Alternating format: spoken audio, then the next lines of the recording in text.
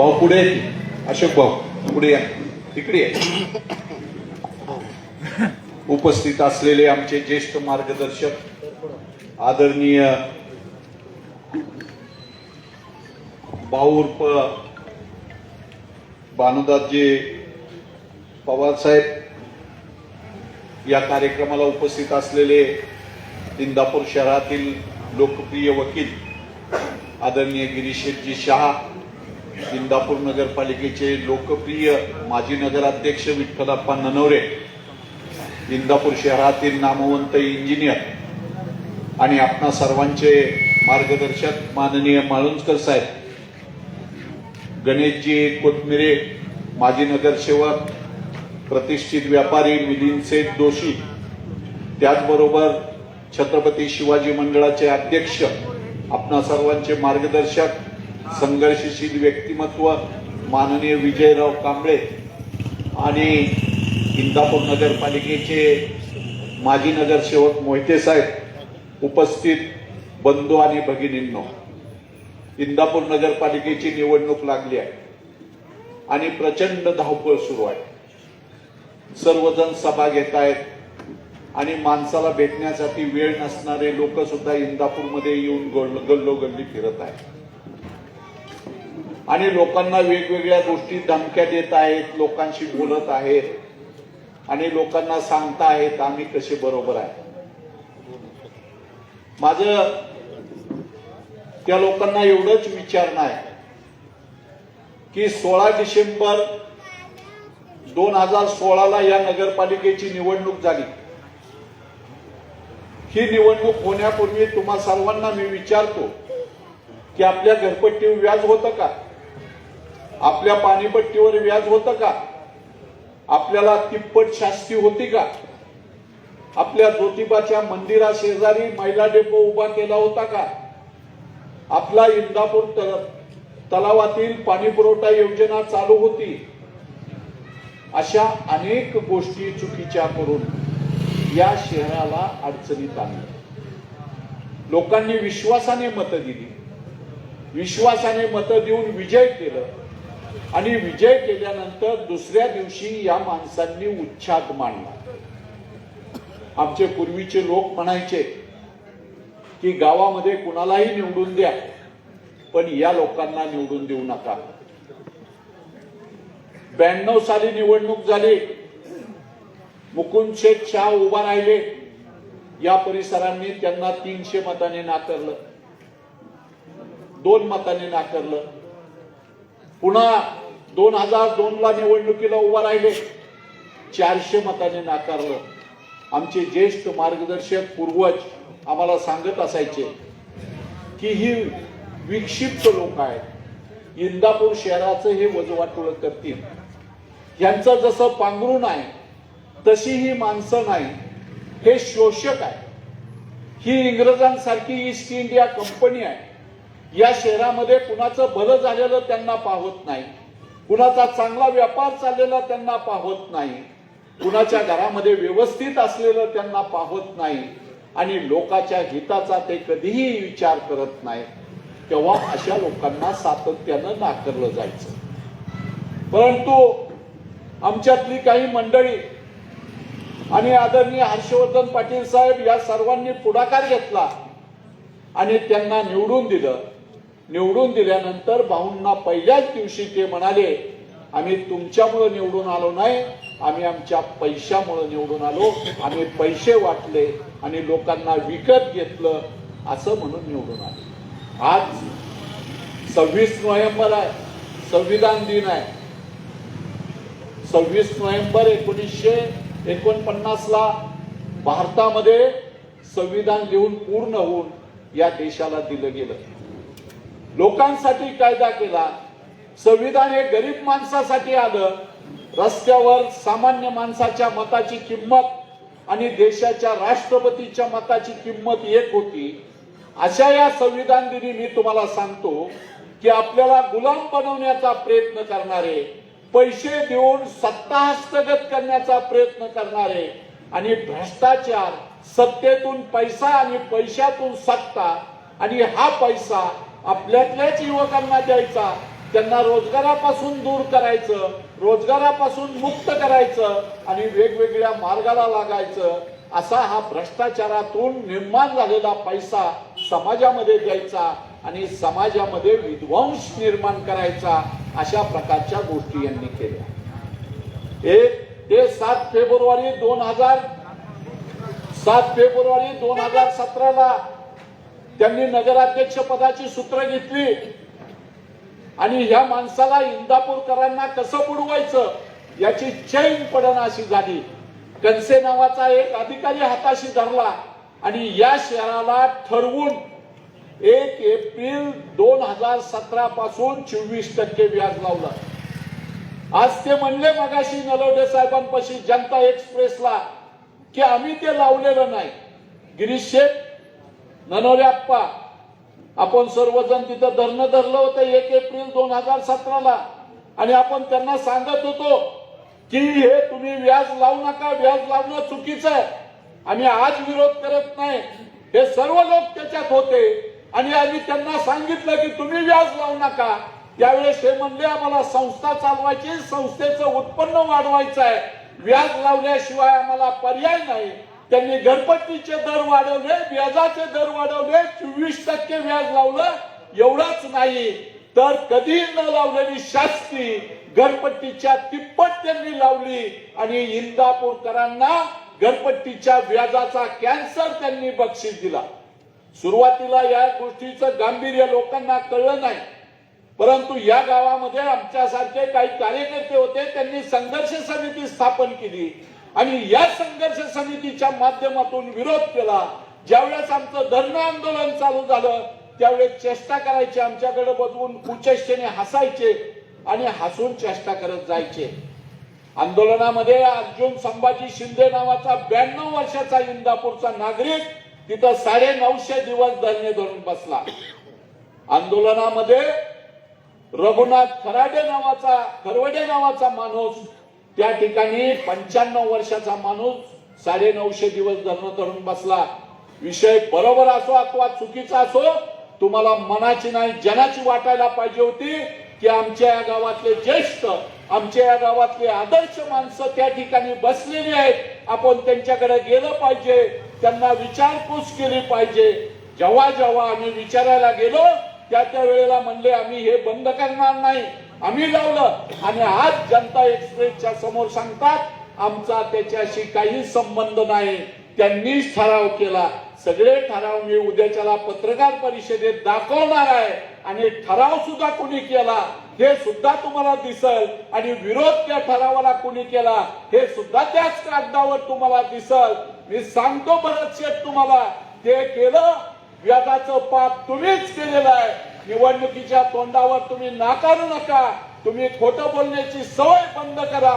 तुम्हीच व्याज लावलं. 1 एप्रिल 2017 तुमच्याच नगराध्यक्ष होत्या आणि तुम्हीच त्यांच्या आडून कारभार करत होता आणि तुम्हाला लोकांना लुटायचं होतं. आज ज्यावेळेस लोक हजारोच्या संख्येने उभं राहून तुम्हाला विचारतात की व्याज का लावलं, भरत शेठ आज तुम्ही त्या प्रश्नापासून लांब जाऊ नका.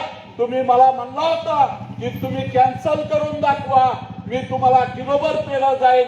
नागरिकांनो, मी तुम्हाला सांगतो, ज्या दिवशी महाराष्ट्र शासनाने या ठिकाणी अभय योजना लावली त्या दिवशी या ताटे सरांनी पावशेर पेढा घेऊन त्या मुकुंद शेठला दिला आणि सांगितलं की 8 वर्ष संघर्ष केला आणि आम्ही तो विजय मिळवला, आम्ही या नागरिकांना न्याय मिळवून दिला. असे उद्धट वागणारे लोक तुम्हाला हवेत का? हा शिवाजी चौक आहे. या शिवाजी चौकातल्या लोकांना सगळी माणसं माहीत आहेत, कोण कोणत्या प्रकारचा आहे आणि कोण कोणत्या प्रकारचा आहे. अरे काय तुम्ही माणसं, सर्वसामान्य माणसाला तुम्ही 24% व्याज लावलं. बँका 4%, 5% कर्ज देतात, तुम्ही 24% व्याज लावलं. आणि मगाशी म्हणता त्या नगराध्यक्षांनी का लावलं नाही हे मला माहिती नाही. प्रश्न विचारला यांनी की का लावलं नाही, त्यांनी म्हणले मला माहिती नाही. मी सांगतो का लावलं नाही. प्रत्येक नगरपालिका ही स्वतंत्र असते. जसं दिल्लीचं सरकार स्वतंत्र आहे, जसं महाराष्ट्राचं सरकार स्वतंत्र आहे, तसं इंदापूरचं सुद्धा एक सरकार स्वतंत्र आहे. या देशाची राज्य सत्ता विकेंद्रीकरण केलेली आहे.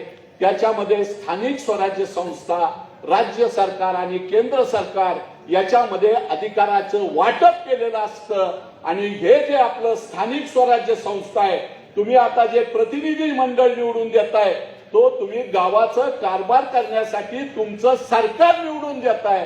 आणि या सरकारचा स्वतःचा कायदा असतो आणि त्या कायद्याला उपविधी असं म्हणतात. बरेचसे तुम्हाला उपविधी माहित आहे. तुम्ही 24% व्याजासाठी उपविधी दुरुस्त केला का? माझा प्रश्न आहे तुम्हाला. तुम्ही उपविधी दुरुस्त केला नाही, तुम्हाला उपविधी माहिती नाही, तुम्ही उपविधीचं अस्तित्वच ठेवलं नाही. तुम्ही जर नगरपालिकेत गेला, आज जावा, महिन्यात जावा, तुम्हाला तुमचा उपविधी सापडणार नाही. म्हणजे तुम्ही तुमच्या गावासाठी केलेला कायदा, आज संविधान दिन आहे, तो कायदा सुद्धा तुम्ही हरवला. तुम्ही गावाचे हक्क हरवले, तुम्ही गावाचे अधिकार हरवले. तुम्ही जनतेमध्ये कधी गेला नाही, फक्त जनतेमधून अपेक्षा केली. त्यांनी एक पुस्तिका प्रसिद्ध केली. या पुस्तिकेमध्ये 5 वर्षाच्या मुलापासून सर्वांचे, घरातले, परिवाराचे फोटो छापले, विकासाचे फोटो छापले. कुठला फोटो छापला? सिंहाचा फोटो छापला. त्यांनी ज्यावेळेस सिंहाचा फोटो छापला त्यावेळेस सिंहाची शेपटी निघून गेली होती. काय अर्थ आहे त्या सिंहाला? तुम्ही जाऊन बघा. चौकाचं सुशोभीकरण झालं का विद्रोपीकरण झालं? तुम्ही सांगा. महात्मा फुले चौकामध्ये त्यांनी डाळिंब उभा केला, त्याला तेल झाला. काय परिस्थिती त्या डाळिंबाची? त्याच्यापेक्षा वाईट परिस्थिती अशी आहे की देशपांडे वेस समोर बदकं उभा केली 30-40 लाखाची. अहो, त्या बदकानी मान कवा टाकली, ती भांगारात कवा गेली? राहिलं का काय तिथं अस्तित्व? आणि तुम्ही काय व्हिडिओवर टाकता, आम्ही विकास केला ना, आम्ही विकास पुरुष आहे. तुम्ही 100 फुटी रस्त्याचा फोटो टाकता. गिरीश शेठ कुणी केला 100 फुटी रस्ता? 2007 साली हर्षवर्धन पाटलाच्या नेतृत्वाखाली आम्ही केला 100 फुटी रस्ता. तो काय केला? आम्ही 86 लाख रुपये मुदलातली घरपट्टी माफ केली. मित्रांनो, 2007 साली आम्ही आश्वासन दिलं लोकांना की सत्तेवर आल्यावर आम्ही घरपट्टी माफ करू. आज सुद्धा मी तुम्हाला आश्वासन देतो की गारटकर दादा ज्या दिवशी खुर्चीवर बसतील नगराध्यक्षाच्या, त्याच्या आधी ते दारातले आम्ही लोक बसलोय ना संघर्ष समितीचे, आम्हाला ग्लासभर पाणी पाजतील आणि गावासमोर सांगतील की आजपासून व्याज नाही. जे 19 मे 2025 पूर्वीचं व्याज आहे ते सर्व व्याज माफ आहे. शास्तीचा पुनर्विचार करून शास्ती माफ केली जाईल. आणि मित्रांनो, त्याच्यापेक्षा आनंदाची गोष्ट सांगतो, त्यांनी जी झोन पद्धत वाढवून जे घरपट्टीचे रेट वाढवलेले आहेत, दर वाढवलेले आहेत मुकुंद परत आणि मामाच्या पाठिंब्याने, ते सर्व दर आम्ही रद्द करू आणि पूर्वीचे दर लावू. आम्ही जे 2016च्या पूर्वी होते ते दर लावू आणि सगळ्याची असलेली घरपट्टी ही कमी करू. किती घरपट्टी असते? 19 लाख, 25 लाख, 30 लाख. अहो, आमच्या गावातल्या एका डॉक्टरला 5 लाख रुपये आहे. एका उमेदवाराने फॉर्म भरताना 19 लाख रुपये भरले, 22 कोटी रुपये झाले. संघर्ष समितीने याच्या विरुद्ध आंदोलन करून सरकारने आमचं म्हणणं मानलं आणि कायदा केला अभय योजना 2025. आणि हा कायदा करून संपूर्ण महाराष्ट्रामध्ये आमच्या बरोबर व्याज माफ झालं. परंतु मित्रांनो, या तालुक्याचा कृषी मंत्री असलेला दत्तात्रय मामा भरणे या माणसाने त्या प्रशासनावर दबाव आणला की निवडणुकीमध्ये या ताटेला आणि इतर लोकांना श्रेय मिळेल आणि तुम्ही आता माफ करू नका, इलेक्शन झाल्यावर माफ करा. अरे, बारामतीची झाली, कुर्डवाडीची झाली, दौंडची झाली, तुम्ही आमच्या इंदापूरची माफ करून देत नाही. अहो मामा, या इंदापूरकरांनी तुम्हाला 3 वेळा लीड दिलं, मतं दिली, विश्वास तुमच्या खांद्यावर टाकला. तुम्ही ती मान इंदापूरकरांची सांभाळायची ऐवजी मामा तुम्ही आमची मान कापली. आमचं व्याज माफ होऊन सुद्धा माफ होऊन दिलं नाही. अहो, सर्वसामान्यांची पोरं आम्ही गरिबाची पोरं होतो 85 साली. गिरीश शेठ, आम्ही हे सगळे लोक विस्थापित. दिलीप आबा वाघमारे होते. आम्हाला सर्वांना लोकांनी असाच अन्याय माजला होता गावामध्ये. 85 साली उभा केलं, निवडून दिलं. आज सुद्धा तीच परिस्थिती आहे. सर्वसामान्य माणसं, मुलं उभा राहिलेली आहेत. पैशाचा धाक दाखवतायत, पैशाने विकत घेऊ पाहतायत. पैसे दिले तर जरूर घ्या, आपलेच पैसे आहेत. कचऱ्यात पैसे खाल्लेत. तिकडचा एक महिला डेपो उभा केलाय ज्योतिबाच्या मंदिरासमोर. वाईट गोष्ट आहे. आपल्या या शहरातले हजारो लोक केदारनाथला, बद्रीनाथला जातात. आपण सर्व शिवभक्त आहे आणि महादेवाची अर्चना करणारे आपले लोक आहेत. ज्योतिबा हा महादेवाचा अंश आहे आणि ज्योतिबा महादेवाचा अंश असताना 3 जिल्ह्यातून ज्योतिबाच्या मंदिराला तिथं लोक येतात. पुणे, नगर आणि सोलापूर या जिल्ह्यातून लोक येत असताना त्या ठिकाणी महिला डेपो उभा केला. निस्ता इंदापूरचा महिला नाही, 12 गावचा महिला डेपो उभा केला. 12 गावचा. आणि तिथं प्रक्रिया केली जाते. महाराष्ट्रभर, देशभर, नेपाळमध्ये सुद्धा लोक महादेवाची अर्चना करायला जातात. तुमच्या गावातल्या महादेवाची काय परिस्थिती आहे हा तुम्ही जरा एकदा मनाला प्रश्न विचारा. तिथला घनकचरा डेपो काय. मागाशी नलवडे साहेबांच्या समोर त्यांनी सांगितलं की महिला डेपोशी, घनकचरा डेपोशी आमचा काही संबंध नाही. सन्माननीय नगराध्यक्षांनी सही करून आदरणीय अंकिताताई मुकुंद शेठ शाह यांच्या सहीने महिला डेपोची ऑर्डर दिलेली आहे. मी गडबडीत आलो, सगळे कागद घेऊन घेणार होतो. उद्या मी पत्रकार परिषदेत सगळे कागद दाखवणार आहे. आणि त्यांच्या सहीने महिला डेपो झाला. अध्यक्षाच्या अध्यक्षतेखाली समिती असते, त्या समितीने निर्णय घेतला आणि वर्क ऑर्डर सुद्धा त्यांच्या सहीने दिलेली आहे. सर्व कागद आहेत. दुसरी गोष्ट म्हणले मगाशी, जनता एक्सप्रेसच्या याच्यामध्ये काय म्हणले, तरंगवाडी तलावाचं पाणी आम्ही बंद केलं नाही. मी परवा अंबिकानगरच्या सभेमध्ये त्यांचा ठराव वाचून दाखवला 2018ला की आम्हाला हे पाणी नको आहे. आपल्याला कशासाठी हवं तरंगवाडीचं पाणी? तरंगवाडीचं पाणी शुद्ध अमृत आहे. खडकवासला धरणातून पाणी निघालं तर डायरेक्ट इथं पाणी येतं तरंगवाडी तलावामध्ये. त्याच्यामध्ये मळी मिसळत नाही, मलमूत्र मिसळत नाही, मूत्र मिसळत नाही. ते पाणी प्रत्यक्षात तिथं येतं आणि ते पाणी आपल्याला मिळतं. इंदापूरचे तत्कालीन नगराध्यक्ष डॉक्टर MM हेगडे यांनी 74 साली ती पाणी पुरवठा योजना पहिली केली आणि दुसरी पाणी पुरवठा योजना अलकाताई ताटे असताना त्या तलावावरून केली 2008ला. त्यांनी किती माणसाचं नीतिमत्ता वाईट असावी. गावासाठी एखाद्यांनी पाणी पुरवठा योजना केली आणि ते चांगलं असलं तर ती पाणी पुरवठा योजना त्यांनी बंद केली. या ठिकाणी नगराध्यक्ष पदाचे उमेदवार माननीय प्रदीपदादा गारटकर यांचं आगमन झालेलं आहे. आपण टाळ्याच्या गजरामध्ये त्यांचं स्वागत करूया आणि घोषणा देऊया. प्रदीप दादा तुम आगे बढ़ो, हम तुम्हारे साथ हैं. तर ती पाणी पुरवठा योजना त्यांनी ठराव करून बंद केली आहे. त्याचा ठराव आहे. उद्याच्याला पत्रकार परिषदेत वाचून दाखवतो. ते चुकीचा खुलासा करतात. नलवडे साहेब म्हणत होते, बाई तुम्ही अत्यंत शांत आणि संयमी आवाजात बोलत आहात.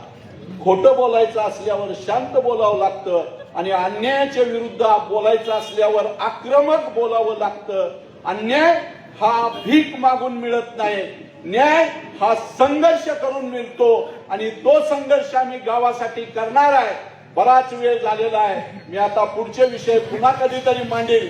परंतु हे लोक चुकीचे आहेत, हे लोक खोटे आहेत, हे लोक लबाड आहेत आणि हे लोक भ्रष्टाचारी आहेत.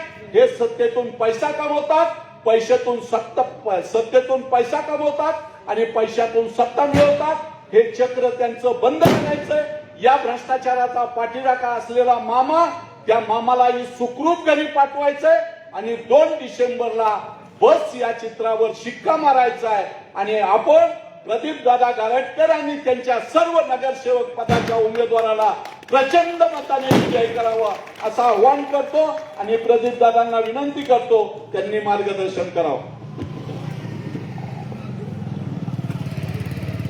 उद्याच्या 2 तारखेला होत असलेल्या इंदापूर नगरपालिकेच्या निवडणुकीच्या निमित्तानं शिवाजी चौकात आयोजित केलेल्या प्रचार सभेला उपस्थित असलेले सर्वच मान्यवर, या परिसरातील असलेले सर्व आमचे मान्यवर उमेदवार, यामध्ये आता कृष्णजी ताटे आहेत, त्याचबरोबर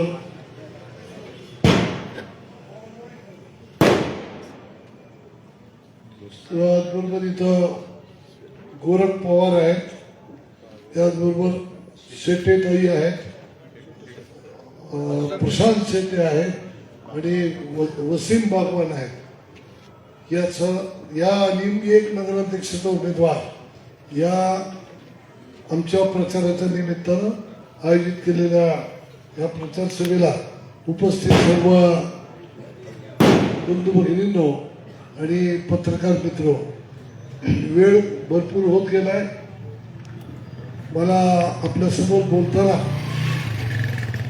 या ठिकाणी आवर्जून सांगायचं वाटतं की आता गिरीश साहेब बोलले, त्याचबरोबर ताटेसाहेब बोलले, आप्पा बोलले, हे सगळ्यांनी या नगरपालिकेमध्ये ज्या पद्धतीनं गैरकारभार चालला याविषयी सगळ्या गोष्टी प्रकर्षानं पुढे आणलेल्या आहेत.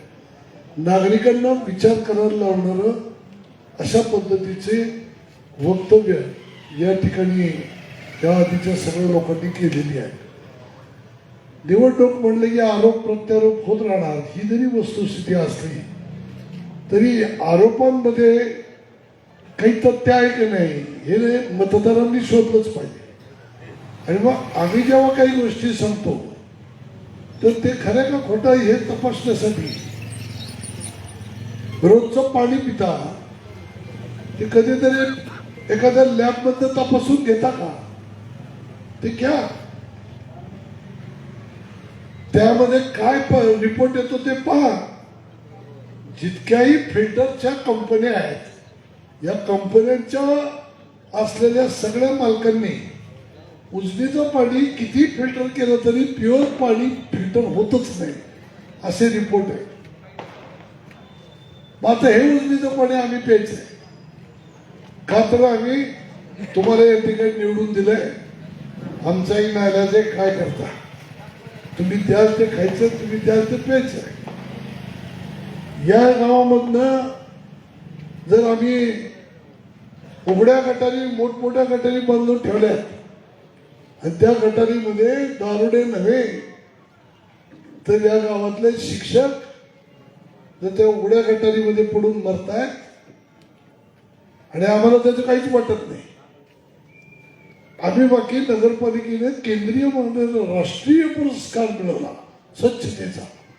एकीकडे पैसे देऊन पुरस्कार मिळवायचा आणि त्याचं पेपरमध्ये जाहिरातबाजी करायची आणि एकीकडं गावातली माणसं गटारात पडून मारतायत याच्याविषयी गावकरी काहीच बोलत नाहीत. हे कसं वाटतं आपल्याला की आपल्या घरातलं एखादा मनुष्य गटारीत पडून जर मृत्यू पावला येईल का झोप? आपल्याला 7 पिढ्या आपल्याला करमणार नाही. एक आपल्या घरातला सदस्य अशा पद्धतीनं मृत्यू पावतो, पुढच्या 7 पिढ्या सुद्धा विसरू शकणार नाही. पण हे दुर्दैव आमच्या गावामध्ये घडले. कुठल्या स्वच्छतेच्या गोष्टी तुम्ही सांगता? आरोग्याची बोंब. कुठल्याही डॉक्टरकडे जा, डॉक्टर म्हणते पाणी खराब ज्यामुळं वेगवेगळ्या आजाराला निमंत्रण आणि नागरिक त्रस्त आहे. तर आम्हाला या ठिकाणी काही उपाययोजना करता आली का? किंवा ठीक आहे तर हे पाणी आम्हाला याचं हे बदलायचं, तरंगवाडी तलावाचं घ्यायचंय. अडचण काय आहे? तिथं तर पाईपलाईन आहे, फिल्टर प्लांट आहे, सगळं रेडी आहे. फक्त तिथून तो कॅनलनी पाणी आणायचंय. कधी? जेव्हा पावसाळ्यात प्रचंड पाऊस होतो आणि पुरानं पाणी विविध नद्या विविधनं निरेतनं पाणी खाली वाहून जातं, पुराचं पाणी. त्या काळामध्ये जर आम्ही कॅनलनी पाणी आणलं आणि ते जर तळं भरलं तर आम्हाला वर्षभर पुढं पाणी आम्हाला या ठिकाणी पुरेल एवढी आमची लोकसंख्या आहे. 1 लाखापर्यंत जरी लोकसंख्या गेली तरी आम्हाला चांगल्या पद्धतीनं पाणी पुरू शकेल. जर वाढवायचं असेल तर शेजारी त्या तळ्याला लागून असलेला फॉरेस्टची लँड आहे, फॉरेस्टची जमीन आहे, ती जमीन केंद्राकडनं नगरपालिकेकडे घ्यायची आणि त्याबरोबर तेही जमीन खोदाई करून तळाची खोदाई करून खोली वाढवायची. भरपूर पाण्याचा साठपा जर केला तर या इंदापूर शहराला वर्षभर पाणी, शुद्ध पाणी, काचेसारखं पाणी ज्या आभाळात तर पडलं तर त्या सह्याद्रीच्या घाटावरती पडतं, धरणातून ते या कॅनॉलमध्ये एकही कुठलीही घाणेरड्या पाण्याची नळी त्या कॅनॉलमध्ये येत नाही. इतकं ते स्वच्छ पाणी आमच्या इंदापूर शहराला पूर्वी होतं, ते यांनी बंद केलं आणि शहराचं पाणी इकडनंच उद्भव सुरू केला. आता या उजनीचं पाणी सगळ्यांना माहिती आहे. जनावरांना सुद्धा आमचं शेतकरी उजनीचं पाणी पाजत नाही, आपण पितो, आपल्याला काय देतं. आणि मग डॉक्टरकडे जायची वेळ आली. मी परवा ठाकर गल्लीमध्ये भेटायला गेलो होतो. आपल्या इकडं नगरपालिकेच्या काळामध्ये पठाण नावाचे ग्रस्त, त्याचा त्या ठिकाणी दुर्दैवी अंत झाला, कॅन्सरने झाला. 3 वर्ष लढत होता. भेटायला गेल्यानंतर त्या कुटुंबाने सांगितलं की 3 वर्षामध्ये सुमारे 75 लाख रुपयाचा खर्च आमच्यासारख्या गरीब कुटुंबाला या ठिकाणी आमचं कुटुंब संपलं. माणूस तर गेला पण कुटुंबही संपलं. इतकी वाईट अवस्था जर या ठिकाणी होत असेल तर याच्यावरती उपाययोजना करण्यासाठी काही कोणी सिरियसली विचार करताय का? कोणी पाहताय का? तिकडून आपण शाळेकडे जातो 40 फुटी, ती उदाशीची विहीर, गोसावीची विहीर, सगळ्यांना माहिती आहे, जुनी विहीर. त्या विहिरीत पाणी साठलंय वर्षानुवर्ष आणि इतका गाळणी, इतकं त्यामध्ये ते कागद, ढिगाऱ्यान कचरा आहे. जर एखादं शाळेत जाणारं बारकं पोरगं खेळत वागडत जर आतमध्ये पडलं तर ते प्रेत सुद्धा वरती यायचं नाही. चिंताच वाटत नाही कुणाला, घेणं न देणं. आपल्या घरातलं कोण मेल्यावरती बघू, अशा भूमिकेत थाटात जर नगरसेवक नगराध्यक्ष राहू लागले तर का कुणाला दोष द्यायचा? वागायचं कसं, राहायचं कसं गावामध्ये? 10 वेळा त्या नगरपालिकेत सांगितलं अरे याचे काहीतरी बंदोबस्त करा, ते खड्डा तो उपसून तर घ्या. खड्डा उपसायला काय अडचण आहे? काय सुप्रीम कोर्ट करताय? काय फाशी देत आहे? काय ताकद नाही झाली कुणाची? शेवटी त्या गेलं तर सोपान पवार, त्याला मी म्हणलं मी माझे मी तिथं कठडा बांधून घेतो. आणि तो कठडा बांधून घेतला. हजारो पोरं शाळेला हायस्कूलला तिथं जातात, काळजीच करायची नाही कोणाची. हे काही नगरपालिका चालवण्याचं लक्षण नव्हे. नगरपालिका म्हणजे आम्हाला आता प्रतिष्ठेची झाली. आमच्या घराची आमची स्वतःची प्रतिष्ठा म्हणजे नगरपालिका. सेवानिर्वाह विषय काढायचा नाही. आम्ही पैसे देऊन निवडून येतो आणि मग सांगतो आम्ही पैसे देऊन निवडून आलो, तुम्ही आम्हाला कामं बिमं सांगायचं नाही. आणि तुमच्या जीवावर निवडून आलं नाही. निवडून आल्यानंतर 4च महिन्यात नेत्यांना सांगून टाकलं त्यांनी, भर मिटिंग मध्ये सांगितलं. आणि तिथपासून हा संघर्ष त्यांच्यातला सुरू झाला. माझा काय त्यामध्ये दोष होता? मी कुठं कमी पडलो? मी जरी पराभूत तुम्ही आम्हाला केलं तरी आम्ही कधी राग कुणावरती धरला नाही. एक उदाहरण दाखवायचं, मी कुणाला तोंड टाकून बोललो, कुणाचा अपमान केला की तुम्ही आमच्या बरोबर राहिला नाही म्हणून कुणाला काही ठिकाणी या ठिकाणी आरोप कुणावरती केला. एक उदाहरण दाखवा. इतकंच नाही तर आम्ही असलेली कौटुंबिक मैत्री सुद्धा जपत रोज चहाच्या कट्ट्यावर एकत्र आहे. प्रश्न आमच्या मैत्रीचा किंवा प्रश्न आमच्या कुटुंबाच्या नात्याचा नाही. प्रश्न आहे तो नागरिकांच्या सुरक्षिततेचा, प्रश्न आहे तो ह्या गावाच्या चांगल्या वातावरणाचा, प्रश्न आहे स्वच्छ पाणी पुरवठ्याचा, प्रश्न आहे या इथल्या प्रॉपर्टीवरती ज्या पद्धतीनं तुम्ही शास्ती लावता, व्याज लावता, लाखो रुपयाच्या खाली आज कुटुंब पैसे भरू शकत नाही आणि त्या कारणानं त्यांना दाखले मिळू शकत नाही, शैक्षणिक नुकसान होत आहे, आर्थिक नुकसान होत आहे, बँका लोन देत नाही, अशी कित्येक कुटुंबाची अवस्था. अशा सारख्या प्रश्नावरती जर तुम्ही चुकीचे वागत असाल तर आम्ही तुम्हाला विरोधच करणार. भले तुम्ही आमच्या घरातले असा, पण आम्ही तुम्हाला विरोध करणार. ते काही मुद्द्याच्या आधारे विरोध करतोय. आम्हाला तुम्ही मागच्या वेळेला पराभूत केलं म्हणून तुम्हाला विरोध करताय अशी भाबडी समजूत आमच्या नेत्यांची झाली. कारण त्यांचा बघण्याचा अँगल तसाच आहे, त्यांचा नेत्यांचा बघण्याचा अँगल तसाच आहे, कुच्छित आहे. विशाल अंतःकरण कधी दाखवलेलंच नाही, मोठं मन कधी दाखवलेलंच नाही. जे पण काय आहे, जे वाईट आहे ते सगळं हे आपल्या विरोधात करतात आणि मी फक्त चांगलं करतो असं यांची समजूत आहे.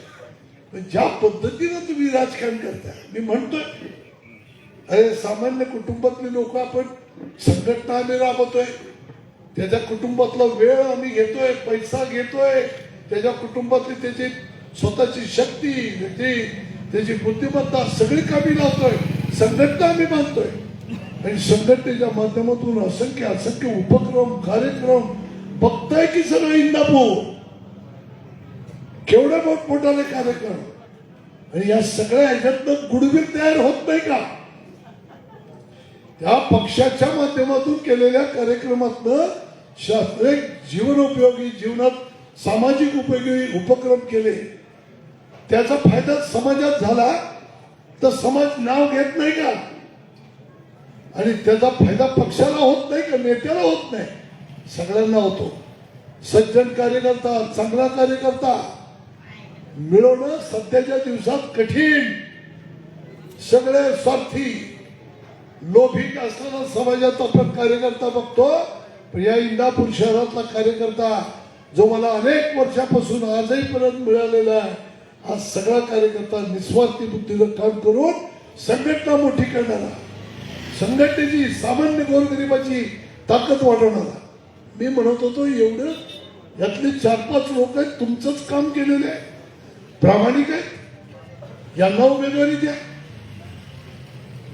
कच्छ बसायचं, बोलायचं नाही, शेवटाला डाव टाकू. ठरलं काय होतं यांचं? शेवटाला डाव टाकू. ते डाव टाकण्याच्या प्रयत्नामध्ये मी बघत होतो, मी म्हणत होतो मला तर नगराध्यक्ष व्हायचं नव्हतं, मी उमेदवार होत नाही, मला नकोय. मी कुणी जरी म्हणलं तर मी 4 वेळा जाहीर सांगितलं होतं, मी नाही, माझ्या घरात नाही, कुणी नाही. नावं जे सांगितली होती ते राजकारण पण सांगून टाकलं की गावामध्ये मराठा समाजाचं प्राबल्य आहे, आपण मराठा समाजातले 4-5 चांगले कार्यकर्ते आपल्या समोर आहेत.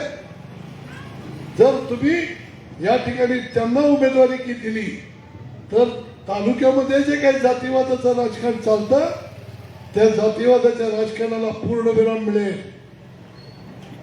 हा संघटनेचा विचार आहे. ज्याला संघटना मोठी करायचं त्यालाच माझं म्हणणं कळणार, बाकीच्याला माझं म्हणणं कळणार नाही. जर हा मेसेज तालुक्यामध्ये गेला की या ठिकाणच्या नेत्यानं मराठा समाजाच्या माणसाला उमेदवारी दिली, निवडून आणलं, तर त्या ठिकाणी सगळ्या राज्यामध्येच नाही तर तालुक्यामध्येच नाही तर राज्यामध्ये एक वेगळा मेसेज जाईल. जातीवाद संपुष्टात यायला मदत होईल. पक्षाची इमेज वाढेल, तुमची व्यक्तिगत इमेज वाढेल. आता हे राजकारणातल्या या सगळ्या गोष्टी इतक्या उघड सांगितल्यानंतर या इंदापूरकर जनतेलाच मला विचारायचं आहे, मी आज संघटनेचा जिल्हाध्यक्ष म्हणून काय चुकीची भूमिका घेतली होती? काय मिळवायचं होतं मला? आणि याच्या पुढे जाऊन मी सांगितलं की जर हे केलं तर आपला उमेदवार मोठ्या मताधिक्याने निवडून येतो.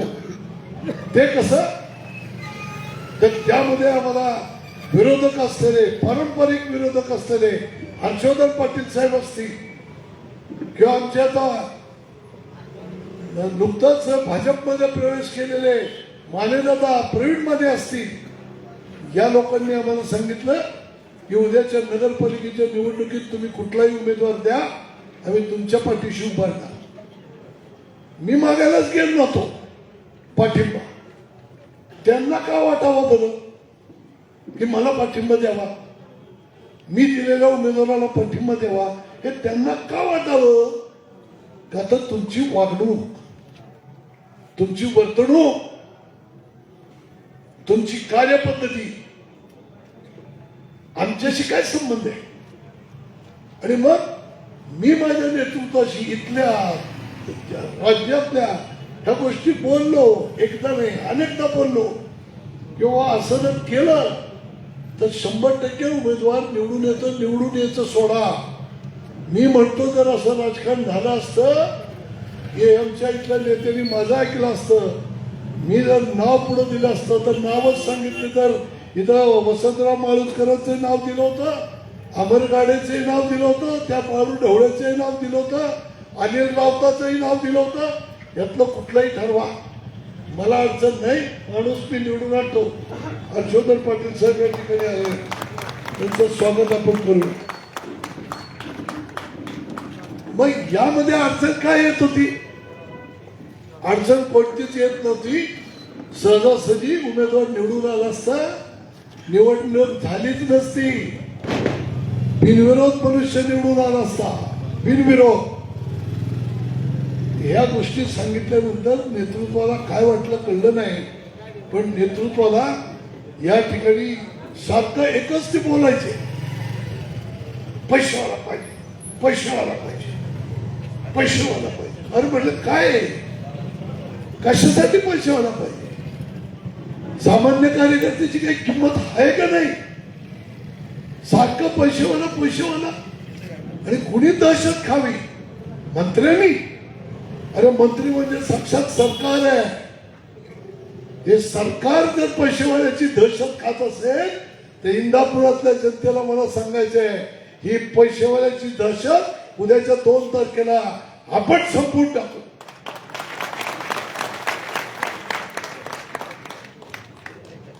हे शहर स्वाभिमानी शहर आहे, उभ्या महाराष्ट्राला दाखवून देऊ.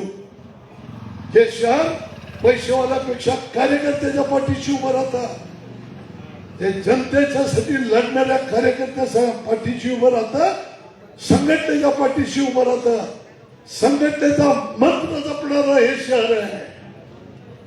हा उद्याचा निकाल जर तुम्ही घेतला तर 288 नगरपालिकेमध्ये निवडणूक होते. इंदापूरची निवडणूक महाराष्ट्रात गाजते. हे का? तर त्याचं कारण असं आहे, या ठिकाणी ज्या पद्धतीचं राजकारण जे झालं ते इथं पक्ष संघटनेवरती अन्याय झाला, इथं कार्यकर्त्यावरती अन्याय झाला आणि तो पैशावाल्यासाठी झाला. हे अत्यंत दुर्दैव आहे. हा ही 4-5 लोक आहेत, या 4-5 लोकांतलं कोण उजवा कोण डावा, आणि यातनं काय झालं तर त्याला अन्याय मिळणार नाही, तो अन्याय होऊ शकत नाही. आज केवळ त्याचा कधीच आपल्यापाशी म्हणजे त्यांचं काही आपल्या पक्षासाठी कॉन्ट्रीब्युशन नाही, जे पक्षात नाही, पण फक्त पैसा आहे. म्हणून जर ही मंडळी आपल्याची इथं जर अशा पद्धतीनं राजकारण करत असतील तर या राजकारणाला पूर्ण विराम देण्याची उद्याची 2 तारखेला आपण मानसिक तयारी ठेवा. या ठिकाणी चिन्ह सुद्धा आम्हाला मिळू द्यायचं नाही, अशा पद्धतीचा घाट घातला होता. प्रत्येक वॉर्डात वेगवेगळं चिन्ह घ्यावं लागेल अशी स्थिती आणली होती. आमच्याकडे पण त्या पद्धतीची आहे. 40-45 वर्षात आम्ही पण काही माणसं कमवली, मिळवली, नसत पैसा मिळवता आला पण माणसं मिळवली. ते निवडणूक आयोगाला अध्यादेश मागे घ्यायला लावला आणि निवडणूक आयोगाचा अध्यादेश काल संध्याकाळी आला आणि आज सर्व पॅनलला या ठिकाणी एकच चिन्ह, एसटी बसचं चिन्ह हे आपण आपल्या ठिकाणी मिळवलं. आणि मला वाटतं ते काल आज जर निकाल घेतला, हा निकाल म्हणजे आज हा खऱ्या अर्थाने विजयाची नांदी ठरणारा हा निकाल आहे. आणि उद्याच्या 2 तारखेनंतर 3 तारखेला आपल्याला जो निकाल मिळेल तो निश्चित पद्धतीनं आपला स्वाभिमान जागृत करणारा निकाल असेल. यासाठी म्हणून उद्याचा स्वाभिमानी नागरिकांनी या इंदापूर नगरपालिकेत मतदान करत असताना स्वाभिमानी असलेल्या या कृष्णा भीमा विकास आघाडीच्या सर्व उमेदवारांना या ठिकाणी विजयी करावं अशा पद्धतीचं आवाहन आपल्याला करतो. आपली रजा घेतो. जय हिंद, जय भारत. आपले उमेदवार प्रदीपदादा गारटकर, उपस्थित सन्मान्य व्यासपीठ, सर्व आपले कृष्णा भीमा विकास आघाडीचे उपस्थित सर्व उमेदवार आणि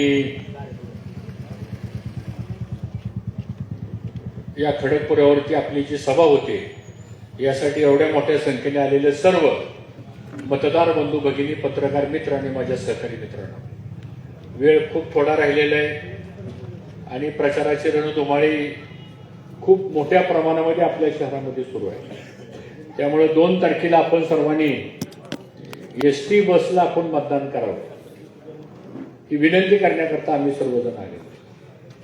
मित्रांनो, ही उद्याची निवडणूक ही इंदापूर शहराच्या स्वाभिमानाची निवडणूक आहे. उद्याची इंदापूरची निवडणूक ही इंदापूर शहरातल्या सर्वसामान्य माणसाला प्रतिष्ठा प्राप्त करून देणारी निवडणूक आहे. आणि उद्याची निवडणूक ही या शहरातल्या सगळ्या जाती धर्मांना या सगळ्या प्रवाहामध्ये आणणारी ही निवडणूक आहे. आणि सर्वसामान्य माणसाला या नगरपालिकेचा कारभार करता येईल यासाठी उद्याची निवडणूक महत्वाची आहे. आणि म्हणून मी दिलगिरी व्यक्त करतो की मागच्या पंचवार्षिक निवडणुकीला आम्हीच आवाहन केलं लोकांना की मतदान करावं आणि त्या आव्हानाला प्रतिसाद देऊन लोकांनी मतदानही केलं आणि आपल्या सहकार्यामुळे सत्ता सुद्धा त्यावेळेस आपली आली. पण सत्ता आल्यानंतर जे काही चित्र पुढे आलं ते आमच्यासारख्या कार्यकर्त्याला काही पसंत पडलं नाही. कारण नगरपालिका ह्या स्थानिक स्वराज्य संस्था या काही व्यापारी संस्था नाहीये, इथं काही व्यवसाय करणाऱ्या संस्था नाहीयेत किंवा इथं काही व्यापार करून लोकांचे खिसे कापायचे, लोकांच्या वरती कराचा भुर्दंड बसवायचा यासाठी ह्या संस्था नाही, तर या संस्था लोकांना सेवा देणाऱ्या संस्था असल्या पाहिजे. पण दुर्दैवानं तसं काही घडलं नाही आणि म्हणून या शहराची पिछेहाट झाली ही वस्तुस्थिती आपल्या सर्वांच्या समोर आलेली आहे. आणि म्हणून आम्ही आमचे सगळे राजकीय मतभेद हे बाजूला केले. कारण गारटकर सारख्या एका चांगल्या कार्यकर्त्याला एखाद्या पक्षामध्ये 20-20 वर्ष प्रामाणिकपणे काम करून जिल्हाध्यक्ष पदाची जबाबदारी प्रामाणिकपणे पार पाडून सुद्धा त्यांच्या स्वतःच्या शहरातल्या निवडणुकीमध्ये सुद्धा त्यांना जर डावललं जात असेल तर मला असं वाटतं की लोकशाहीला न पटणारी बाब आहे. आणि म्हणून आम्ही निर्णय घेतला की प्रदीप गारटकर आपण नगराध्यक्ष पदाचे उमेदवार व्हा. आम्ही 2 पावलं काय, आम्ही 10 पावलं मागे सारायला तयार आहे. पण एकदा या शहराला आपण दाखवून देऊ की कार्यकर्ता कसा असतो आणि कार्यकर्त्यांनी ठरवल्यानंतर धनाचा काही उपयोग होणार नाही. कारण जनशक्ती महत्वाची आहे. आज डॉक्टर बाबासाहेब आंबेडकरांनी लिहून दिलेली घटना तो संविधान दिन आहे आणि या संविधान दिनाच्या निमित्तानं तुम्हा आम्हा सर्वांना जो काही मताचा अधिकार प्राप्त झालेला आहे तो भांडवलशाहीचा अधिकार नाहीये, तो एकाधिकारशाहीचा अधिकार नाहीये, तो दहशतीचा अधिकार नाहीये, तो सत्तेची गुलामगिरी करणारा अधिकार नाही. तो अधिकार हा सामान्य माणसाचा स्वाभिमान आहे आणि स्वाभिमानानं उद्याच्याला आपण मतदान या आघाडीला आपण करावं ही कळकळीची विनंती मित्रांनो आपल्याला या ठिकाणी करायची. आता निवडणूक चालली नगरपालिकेची आणि टीका मात्र आमच्यावरच होती संस्कृत, म्हणजे त्यांना अजूनही कळलं नाही की हर्षवर्धन पाटील उमेदवार नाही इथे संस्कृत. ज्यांना उमेदवार कोण आहे हे जरी अरे बोलायचं तर मग नगराध्यक्षाच्या उमेदवारावर बोला की, तिथं नाही बोलत काय सांगतो तुम्हाला, बोलायला जागाच नाही. आणि मग कोणीतरी काहीतरी मागचं काढतंय. काय चिंता करू नका, आता इंदापूर शहराची हवा बदललेली आहे. महाराष्ट्रामध्ये 287 नगरपालिका आहेत, पण या 87 नगरपालिकेमध्ये एकमेव अशी आघाडी आहे महाराष्ट्रामध्ये ज्या आघाडीला एक पक्ष, तो बी अर्धा पक्ष आपल्याच बरोबर आहे, पण बाकी सगळ्या लोकांनी आपल्याला या आघाडीला पाठिंबा द्यायचा निर्णय केलेला आहे. त्यामुळे चिंता करू नका. उद्याच्या 3 तारखेला 21-0 आपल्याला निकाल करायचा आहे आणि त्यासाठी आपल्या सर्वांचा आशीर्वाद घेण्यासाठी आम्ही सर्वजण इथं आलेलो आहे. आणि म्हणून अहो इतका रडीचा डाव आहे, साधं चिन्ह मिळून दिलं आम्हाला. त्या चिन्हाकरता 4 दिवस लागले आम्हाला. म्हणजे सत्तेचा दुरुपयोग आम्ही पण सत्तेत होतो 20-20 वर्ष, पण असा नाही दुरुपयोग आपण केला. आणि म्हणून मला असं वाटतं की माणसं आता ह्यांच्या लक्षात आलेलं आहे. आता येता येता मी एक सभा ऐकली तिथं कुठे त्या आंबेडकर तिथनंच आलो मी आता सांगतो. काय कोण बोलतंय, त्याचा पहिला शब्द वेगळा, मधला तिसरा, शेवट तर दुसरीकडे जातो सांगतो. आणि काही प्रचाराची पद्धत आहे. तुम्ही या भूमिका मांडा, आमचं काय चुकलं असं तर आम्हाला जा बेटर आम्ही उत्तर द्यायला तयार आहे. पण या पद्धतीने जर असं होणार असेल आणि मग काहीतरी विषय काढायचा आणि कुठेतरी लोकांना सांगायचं, या पद्धतीने इंदापूर शहर तुम्हाला वाटतंय हे काही तुमच्या दावणीला बांधलेलं शहर नाही.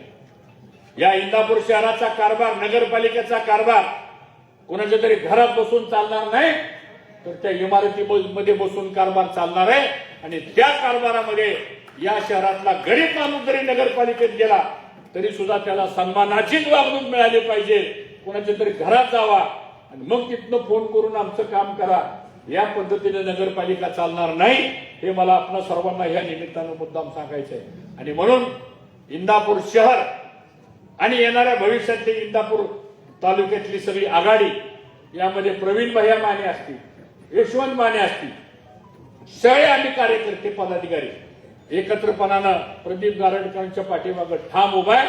आणि मला विश्वास आहे की प्रभाग 7 मधलं मतदान, या प्रभाग 7 मध्ये आपले 2 उमेदवार आहेत. तिथं आमचे प्रशांत शेट्टी आहेत आणि दुसरे आमचे भगवंताई इथं उभं राहतात, हे उमेदवार आहेत. शेजारच्या प्रभागामधले आमचे उमेदवार इथं आमच्या शेट्टींच्या मंडळी आहेत. इथं केशव गोरख पवार येत आहेत, सगळे उमेदवार इथं आहेत. त्यामुळे वेळ संपत आलाय.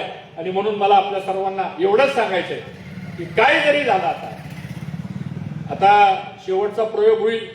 कोण कचऱ्यातनं काहीतरी देईल आपल्याला, कोण घन कचऱ्यातनं काहीतरी देईल आपल्याला, कोण ड्रेनेज मधनं काहीतरी देईल आपल्याला, कोण रस्त्याच्या खडीमधनं काहीतरी देईल आपल्याला, कोण रिंग रोड मधनं काहीतरी देईल आपल्याला. तर मला असं वाटतं या सगळ्या गोष्टीचा विचार आपण या ठिकाणी करायची काही गरज नाही.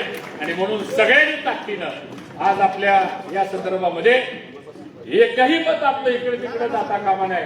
आणि मला खात्री आहे की आज आम्ही सगळी मंडळी एका ठिकाणी या ठिकाणी आलेलो आहे आणि निश्चितपणानं आपल्याला खूप चांगल्या पद्धतीचा प्रतिसाद या शहरामध्ये आपल्याला मिळतोय. आणि खडकपुरा गणपतीच्या साक्षीनं सांगतो, 21-0 करा. या शहराला जेवढा निधी लागेल तेवढा निधी देण्यामध्ये आम्ही कुणी कमी पडणार नाही, अशा प्रकारची ग्वाही देतो. आलेल्या सगळ्यांचं या ठिकाणी मी स्वागत करतो आणि माझे 2 शब्द संपवतो. जय हिंद, जय महाराष्ट्र.